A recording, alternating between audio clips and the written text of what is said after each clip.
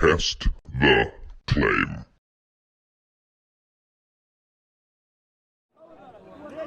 So as I was saying earlier, if you go to South Africa, right?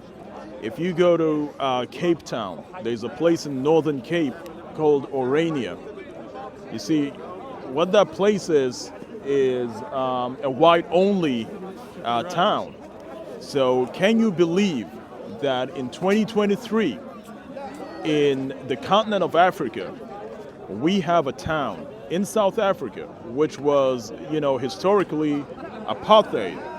And we have a place there that is white only. So my qualms with this is I'm not trying to say whether it's right or wrong.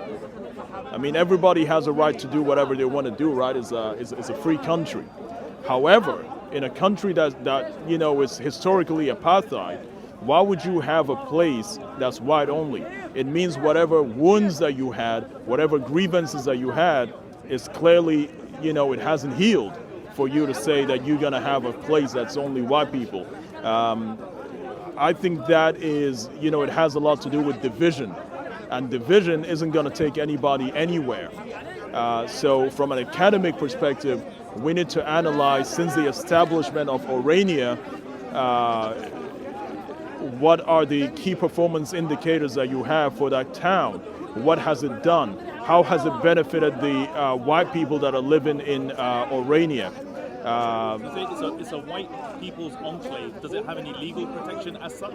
No, it doesn't. They just went there and established a town, and so if you're not white and you try to get a house there, obviously they won't give you. The estate management, they're not going to either sell a house or rent a house to you. So they're trying to keep it exclusively to white people. So what I was saying earlier is that we need to analyze the benefits that have come out of such an establishment, so that we can see whether it's good or not. And even to the Afrikaner population, to the white Dutch population, is it good? Did they get peace of mind? Can this be quantified? Can it be? Is it qualitative? Also, from an economic perspective, did they lose or did they gain by moving into that town? These are, things that I would like to have a sit down with an Afrikaner who is familiar with South African politics, who is schooled in South African history, who can shed light into this phenomenon. Well, what you said is correct. You have to analyze the data output from these conditions, these living conditions, where you say it's a whites only community. Yeah. Are you aware of the data coming out of that situation? No, not really. I just recently came across it because I was carrying out research in a book that I was writing. I'm still writing the book, actually, so I'm studying a little bit about South Africa because one of the characters is from there. So I just stumbled upon this. I was like, wow, there's a town in South Africa that's only, white, and that's crazy. Like this kind of thing would be considered like completely illegal in a country like Britain or European or in the West. Yeah. Where you have this like strict control on demographics based on ethnicity or race or whatever it might be. How is that perceived by the authorities, the local authorities there? In that place? Yeah. In that place, obviously the so-called white authorities there, they turn a blind eye. They think it's a good thing. They're supporting it because, you have a lot of people who say, oh, we don't want to talk about it. So by turning a blind eye, you're just supporting it.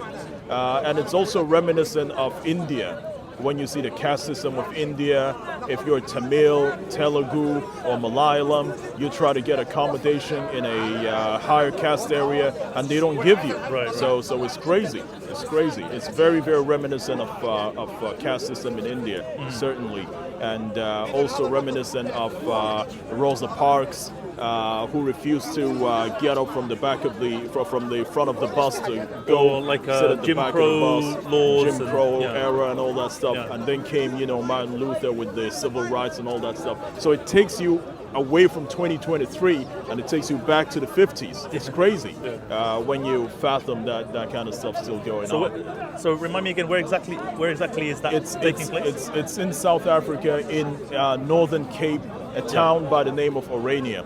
Just found out about it. Check it out. It's crazy. Yeah, nice.